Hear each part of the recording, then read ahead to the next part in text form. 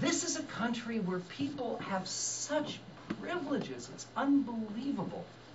And yet the news that you get tends to be horrible. USA Today, the paper for which I'm a regular columnist, USA Today did a survey 4 years ago where they analyzed local news broadcasts. 70% of local news broadcasts begin with stories about either violence, natural disaster, or crime. Yeah, it's always, you know the old saying, if it bleeds, it leads. It is always negative. And by the way, entertainment media the same, including comedies. It is the great TV critic Leo Tolstoy says at the beginning of Anna Karenina, all happy families are the same. All unhappy families are unhappy in their compelling and unique manner. So stories tend to be about unhappy families. And so the media culture that we have will celebrate lots of stories like There Will Be Blood. You know, it's appalling to watch this movie. I've seen it. Daniel Day-Lewis just brutally abuses this cute little boy. I mean, it's very painful to watch. Very, very disturbing movie. And then he abuses people who work for him. He's a generally abusive personality and becomes a rich guy and he discovers oil, etc., etc. But see, this is very typical.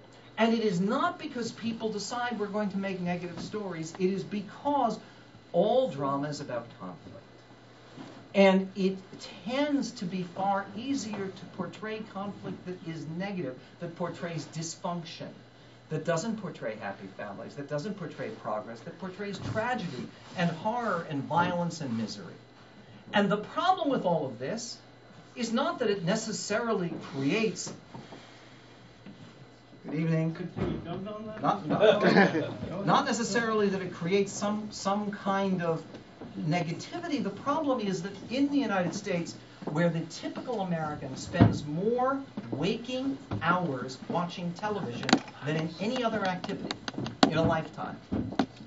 The average American spends more hours watching TV in a lifetime than he will at every job he ever holds. And you may say, how is that possible? How could that be? We spend, according to just brand new numbers that just came out from the Department of Labor, the typical American now spends 29 hours, 17 minutes a week watching TV. And you say, well, yeah, but you work 40 hours or more. Yes, but you tend to stop working, unless you're like my dad and you continue working for your whole life.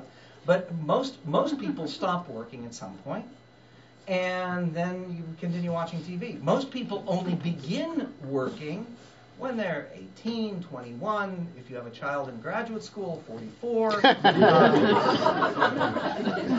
whatever it happens to be, you only start working less. So total, people spend more hours watching TV, and that means people are marinated in negativity. How does this depart from Jewish values? When we wake up, you know, we don't wake up and kvetch. That's not the idea. You wake up saying, Modi ani lifonecha, melech ha'kayam. You're glad to be alive. You're grateful. The whole Jewish system is built upon gratitude, upon hakaras hatov. The one thing I agreed with Dr. Lukens about, he was talking about hakaras hatov this afternoon toward President Bush. But we should have a hakaras hatov even more to the people who built this great country, to the people who defend this great country every hour of the day and night in our military.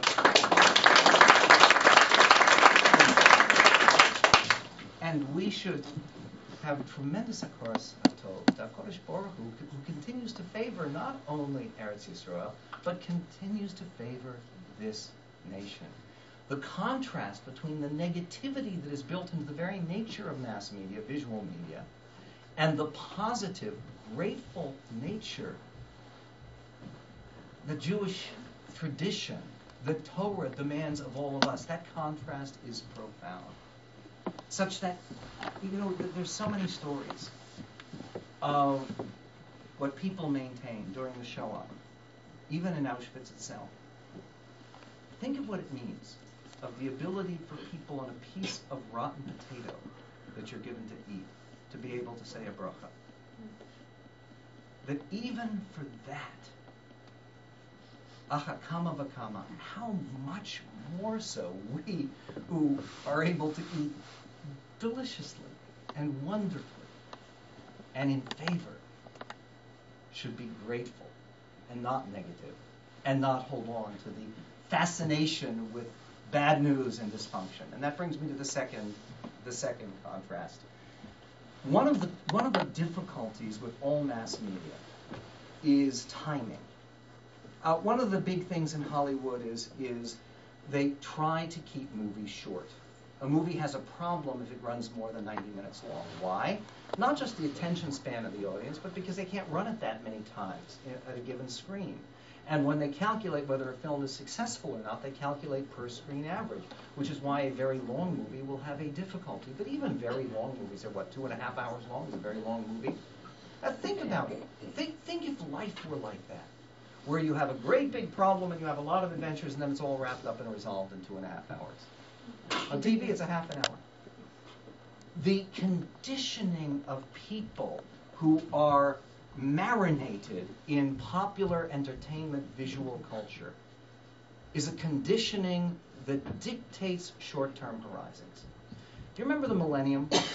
I mean, doesn't the millennium seem like a millennium ago? I mean, it's unbelievable. We're coming up to New Year's 2008. It was only 8 years ago. And remember, the whole world was going to come grinding to a halt in the Y2K blood. That's right, it was Shabbos. It was Friday night, right? Friday night was going to be Y2K. Thank God we survived. You know, all the negative news, as usual, was wrong. Negative news is almost always wrong. Almost always wrong. But, okay, so we went through the millennium. One of the things, the New York Times magazine, for the millennium, did an analysis about the way TV had changed in its first half century, because TV really began 1949, 1950. And it talked about the way TV had changed. The biggest change in TV, anybody know what it is? The most significant change of all. It's not the standards and the schmutz and the nudity and the language today. You know what the biggest change is? The remote control. It has to do with the remote control. It had very good for you. Multi-watching of programs. It has to do with that too. But you're both very good. The biggest change in TV and the most significant psychologically and the most significant in terms of its impact on you and me and everybody is it's the amount of time that they hold a given shot. The TV attention span has been decreasing. In 1950, they used to hold a given shot, one shot with a camera, 1 minute and 40 seconds before they would switch it. 4 seconds. They are constantly cutting back and forth.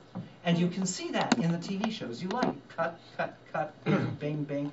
And it's all because they are desperate to keep your attention because of that remote control. Because people have a short-term attention span. And this, by the way, is the problem with Sesame Street. Everybody's supposed to love Sesame Street. You know, it's basically government-funded crack. I mean, it is because it's getting kids addicted to television. And Sesame Street is now 3 seconds. They bang, bang, bang, bang, bang. It's like MTV, which is the same idea. And you see, their point is with younger viewers in particular, and everybody in TV wants younger viewers. They don't want people like some of us in this room.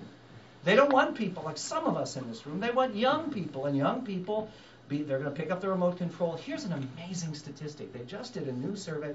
The average male watches a given TV show 16 minutes before he changes the channel. And the only reason it's that long is because of sports, which guys will watch for more than 16 minutes at a time. It's appalling. We are a nation with a shrinking attention span, a nation that is constantly looking for something new. Have you ever noticed? I mean, people talk about, oh my goodness, these ancient TV shows, Seinfeld. Remember Seinfeld? Seinfeld lasted forever and ever and ever. Judd McGillnick will know. How many years was Seinfeld on? I've never seen Seinfeld. Good for you. But how many years was it? 9 years. See, in TV terms, this is like the Neolithic age. You know, this is like the Jurassic age. I mean, Seinfeld, 9 years? Short-term attention span. Yiddishkeit has exactly the opposite value.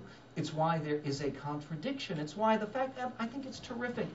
It's terrific that there are more religious people who are going into movies and going into TV. By the way, one of the good movies that was released on Friday, and it is a good movie, There's a movie called National Treasure, The Book of Secrets, and it's directed by John Turteltaub, and many of you probably know his father, Saul Turteltaub.